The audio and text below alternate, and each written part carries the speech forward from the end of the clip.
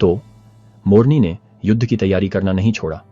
उसने अपनी सेनाओं को देश के शहरों को मजबूत करना शुरू करवा दिया नेफियों के, ताकि अपने लोगों को लमनाइयों से बचाने के लिए मजबूत सुरक्षा बनाई जा सके।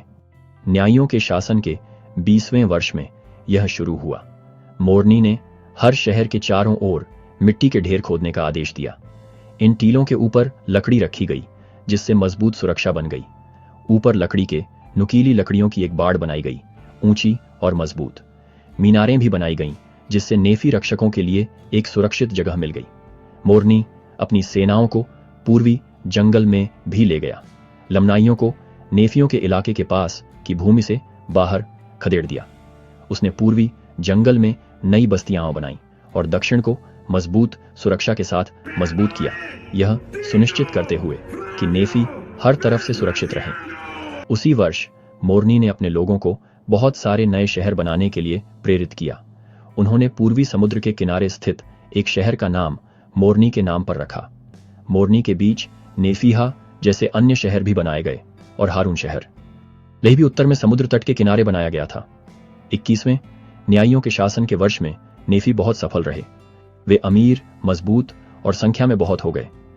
वे परमेश्वर की आज्ञाओं का पालन करने के लिए धन्य हुए, जैसा कि प्रभु ने वादा किया था लेही और उसके परिवार से। लेकिन सफल होने के बावजूद उनके बीच दुष्टता थी।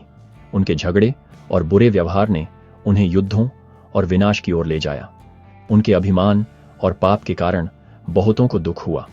24वें न्यायियों के शासन के वर्ष में मोरियंटन और लेही के लोगों के बीच भूमि को लेकर विवाद हुआ।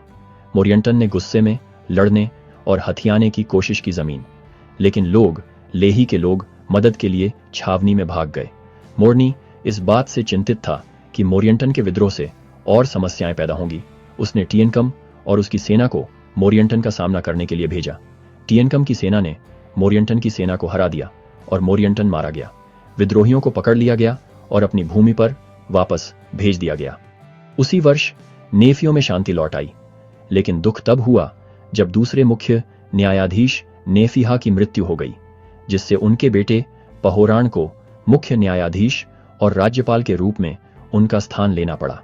पहोरान 24वें वर्ष में मुख्य न्यायाधीश बने और उन्हें निष्पक्ष रूप से शासन करने, लोगों के अधिकारों की रक्षा करने और यह सुनिश्चित करने के लिए चुना गया कि नेफी पूजा करने के लिए स्वतंत्र रहें। इसलिए नेफियों ने सीखा कि शांति, धार्मिकता और एकता कितनी महत्वपूर्ण है। जब उन्होंने परमेश्वर की आज्ञाओं का पालन किया तो वे धन्य हुए, लेकिन जब उन्होंने पाप किया तो विनाश हुआ। और मोरनी के समय में नेफियों ने समृद्धि और शांति का अनुभव किया, लेकिन उन्हें याद दिलाया गया कि यह केवल द्वारा ही आया प्रभु के प्रति वफादार रहने से।